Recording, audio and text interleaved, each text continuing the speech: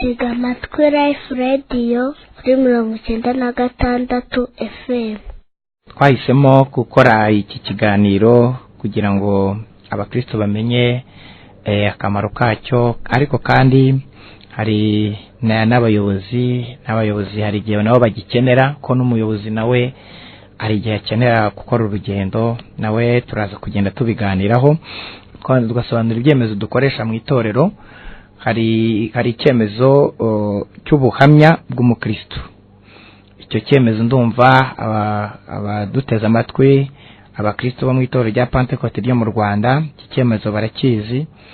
Ni icyemezo kiba kivuga ngo twegeye abayobozi ba DPR hakazaho paruwase, turemeza ko uyu mwene data cyangwa se mushiki wacu ari urugingo rw'itorero rya Pentecote DPR, paruwase bakahita bayishyiraho n'umudugudu asengeraho ukajyaho. Agatangira rero bavuga ngo turamushima mu myizerere no mu mico ya Gikristo, namwe mu mwakire nka mwene so muri Kristo. Hagakurikiraho umurimo akora mu itorero. Hagakurikiraho impamvu y'urugendo rwe. Urugendo rwe hari igihe shaka kuba ari ugusura, hari igihe abari umurimo w'Imana, hari igihe kuba ari gusura abavandimwe be, ni impamvu yari yose imujyanye ikandikwaho hariya. Hagakurikiraho rero aho agiye hakagaragara itorero ry'akarere, paruwase n'umudugudu agendeyeho. Hagakurikiraho igihe uru ruhushya rutangiwe, itariki none n'igihe azagarukira, kugira ngo nabyo byandikwe. Iki cyemezo rero gisoza abayobozi babiri aribo bagisinyeho, umuyobozi w'umudugudu n'umushumba wa paruwasi. Iki cyemezo rero cyitwa icyemezo cy'ubuhamya bw'umukristo. Iki cyemezo ndumva ukizi. Hari icyemezo cya kabiri rero cyitwa icyemezo cy'umukristo. Iki ngiki umuntu yakwibaza ngo se iki cyemezo cy'ubuhamya bw'umukristo gitandukaniye n'icyemezo cy'umukristo? Turahangaha nyine kugira ngo tubibasobanurire. Cyo kivuga ngo twebwe abayobozi ba paruwase kayitijyaho turemeza ko uyu mwene data cyangwa mushiki wacu amazina kayitajyaho yatuzaniye icyemezo cy'ubuhamya bw'umukristo, yakuye muri paruwase ikajyaho n'umudugudu ukajyaho, akaba ateranira muri paruwase bikazaho n'umudugudu bikajyaho. Tukaba tumushima mu mico no mu myifatire ya Gikristo mu gihe cyose tumaranye kingana. Iki gihe rero kiba kingana n'igihe ahamaze. Yakandika ngo aho bikorewe n'itariki bikoreweho, umuyobozi w'umudugudu agasinya n'umushumba wa paruwasi.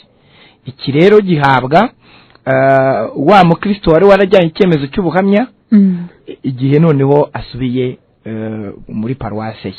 Noneho muri ya paruwase hamwe yagiye nibo bamuha iki cy'umukristo cyuko iminsi bamaranye bamushima mu mico no mu myifatire ya Gikristo. Urumva kirumvikana, abatabisobanukiwe baraza kutubaza. Icyemezo cya gatatu ni icyemezo cyo kwimuka. Umukristo ashobora kwimuka bivanye n'impamvu zitandukanye. Bishobora kwimuka biturutse ku kazi, ashobora kwimuka biturutse ku muryango we. Yari umukristo muri paruwase, hanyuma ababyeyi babanaga barimuka, noneho ubwo rero ntabwo we yasigara.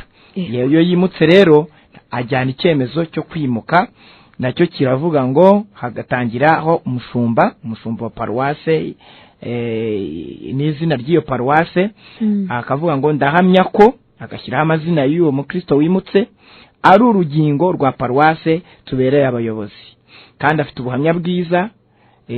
Yabarizwaga muri paruwase, ahita yishyiraho, akaba yimukiye muri paruwase. Iyo paruwase nayo ikajyaho, n'umudugudu yimukiyeho nawo ukajyaho, kubera ko impamvu imwimuye igahita nayizaho.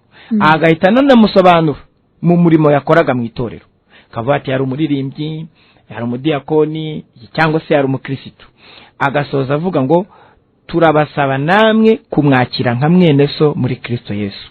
Agasoza avuga ati mugira amahoro, akavuga itariki, noneho umushumba wa paruwase agasinya, umuyobozi w'umudugudu wamuyoboraga agasinya, n'umwanditsi agasinya.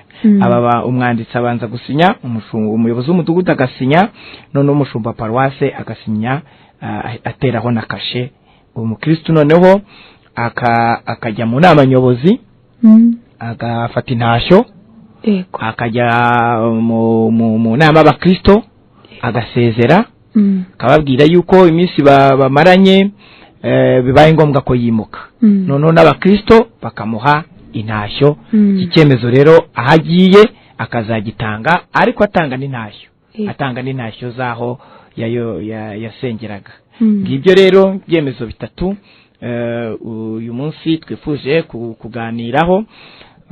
Wenda akamaro kabyo, icyambere ni umukristo ukuze, umukristo mwiza, arangwa no kubaha ababyeyi be bo mu mwuka, aribo abashumba be, aribo abayobozi be. Hanyuma bivanye n'imirimo ugiye gukora mu yindi paruwase, cyangwa se ahandi hantu bishobora no kuba mu rindi torero, ukagira ubutumwa bakagutumira ukagenda. Ntabwo ugomba kugenda bitazwi, ugomba kugenda ujyanye icyemezo cy'ubuhamya bw'umukristo, bagashyiraho impamvu ikujyanye, haba ari n'inama baguha bakaziguha, bakanagusengera ku bw'uwo murimo ugiye gukora. Noneho akamaro kacyo kari ka mbere rero, urumva bigaragaza ko uri umukristo wubaha. Icya kabiri, ukakirwa neza aho ugiye.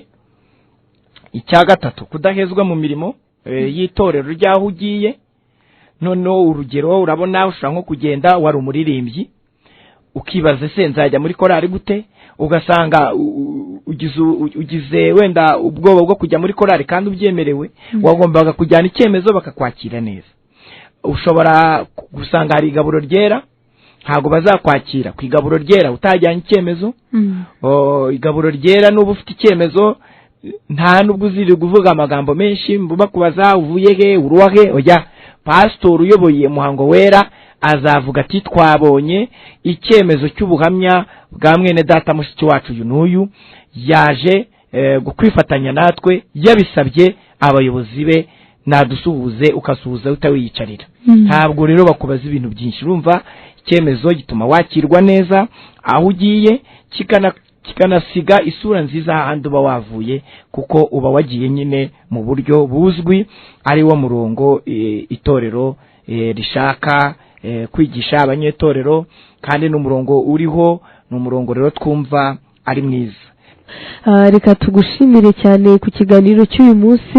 Mu kiganiro ubuzima bw'itorero nahanga tugisubikiye, tuzasukura ku munsi wa kwa kabiri. Murakoze cyane. Yego, Imana ibahe umugisha. Tega amatwi Life Radio kuri 96 FM.